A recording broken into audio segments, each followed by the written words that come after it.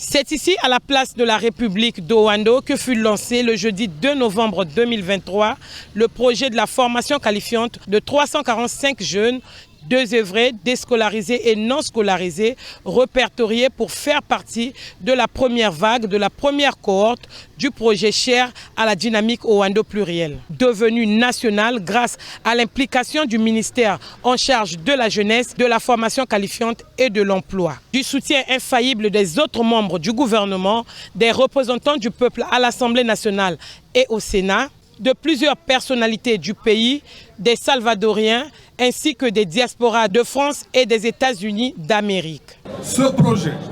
qui s'aligne au programme national de développement 2022-2026, est la traduction en acte du projet de société du président de la République, chef de l'État, son Excellence Denis Sassou Nguesso, qui vise à offrir aux jeunes des outils et opportunités leur permettant de s'épanouir et d'être des citoyens actifs au sein de notre société.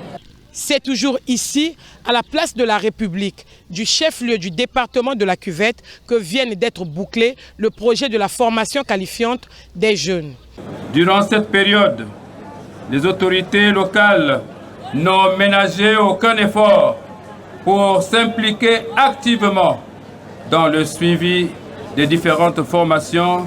apprentissages, et nous disons honnêtement qu'il y a une métamorphose au niveau des jeunes qui se sont lancés dans cette merveilleuse aventure. Aujourd'hui,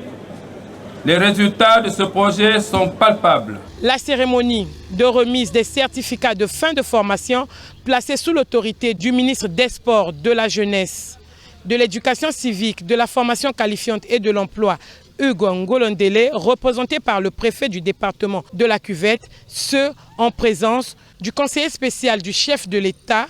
l'amiral Jean-Dominique Okemba, du ministre Jean-Rosaire Ibarra, du contrôle d'État et de la qualité des services publics, de la première questeur du Sénat, Andrea Carole Sassou Nguesso, et du secrétaire général du PCT, le patriarche Pierre Moussa. Paris donc gagné pour la dynamique Owando plurielle.